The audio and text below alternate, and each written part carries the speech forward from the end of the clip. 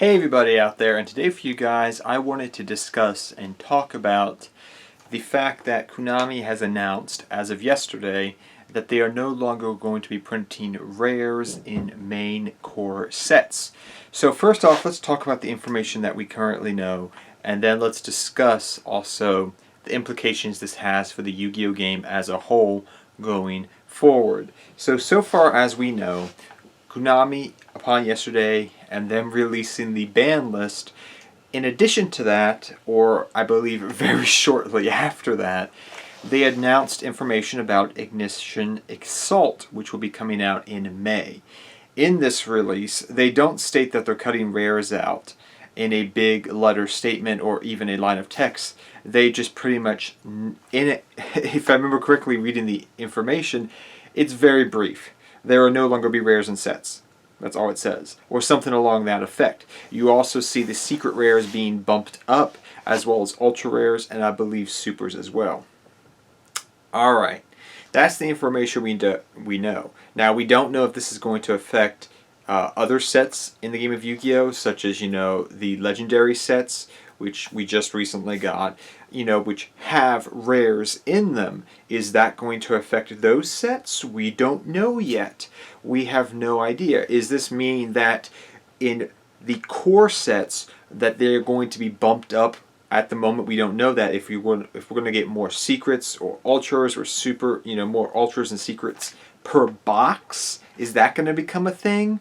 We don't know at the time of me making this video.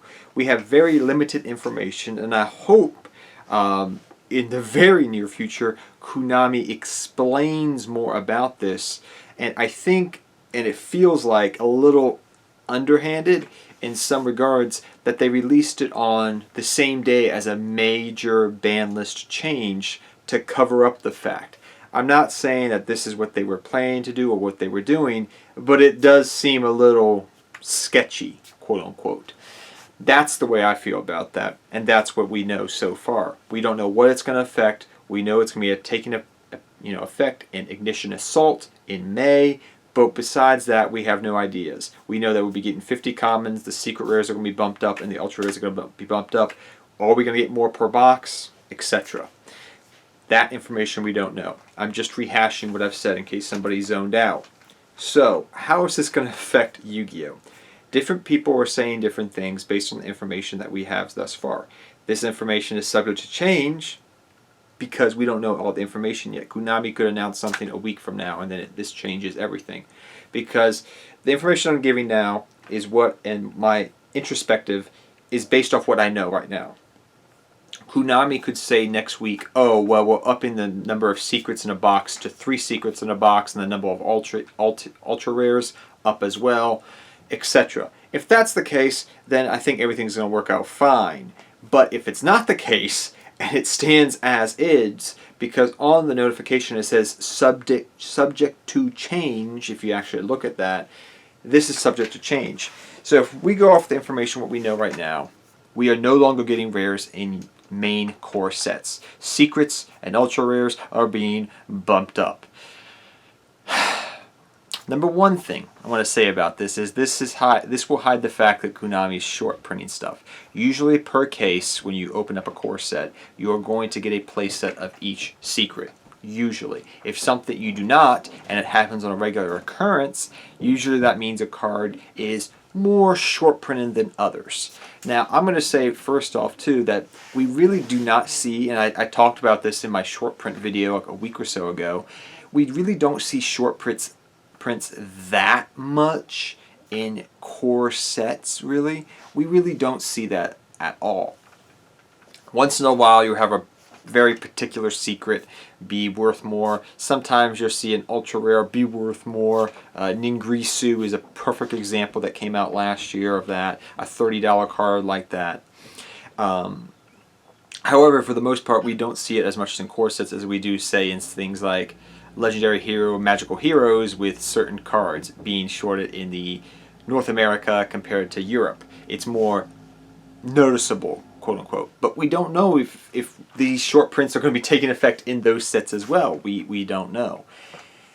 If that's the case, though, like I'm stating back on this, if this is the case that it's going to be harder to find out what's short printed. Card prices overall are going to go up. Now, ultra rares, as of right now, for the most part, very rarely do you have an ultra rare that tops $30. Sometimes it does, sometimes it doesn't.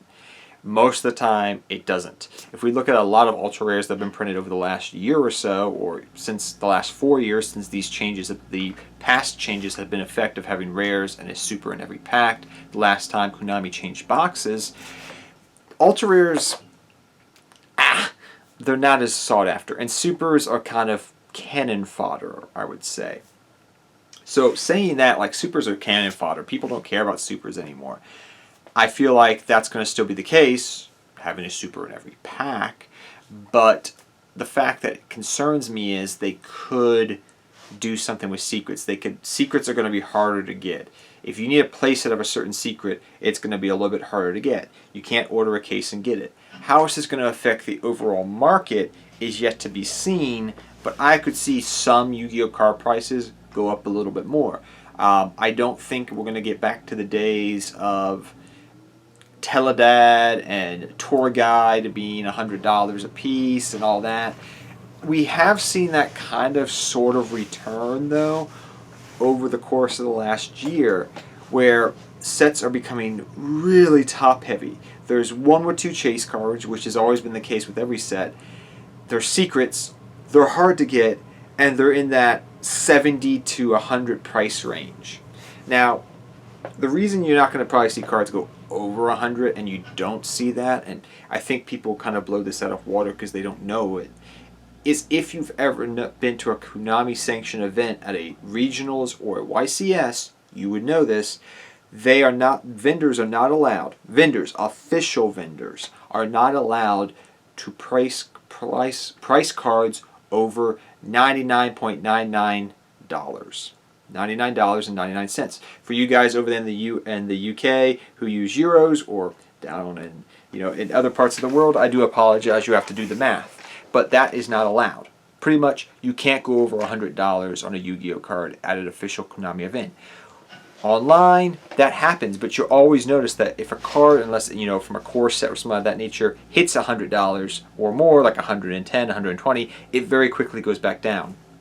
And if you go to an event, it's because the vendors they're like, if I go to an event, I can't sell it for 110, I have to sell it for $99.999.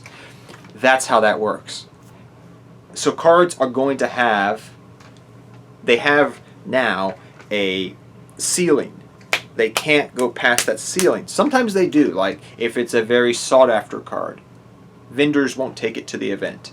They'll sell it online.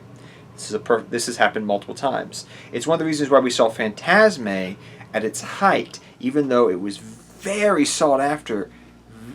Once things settled down, never really go over $100. It always stayed in that high 90 to low 80, high 80 range, somewhere in there, if you know what I'm trying to say. Before the new Master Roll was announced, that's what we saw. That's for that reason.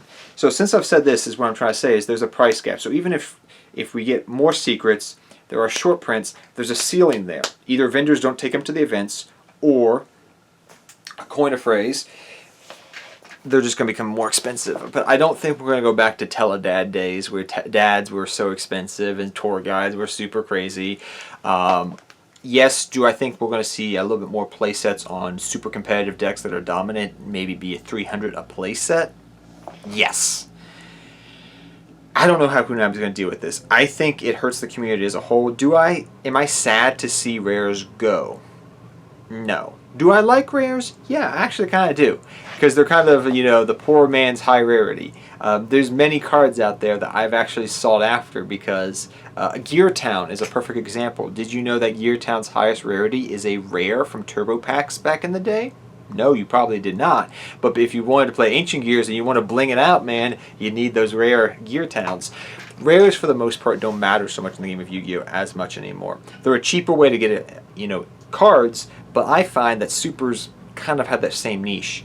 If you've noticed over the last couple of years, Konami especially has been printing more and more hollow sets.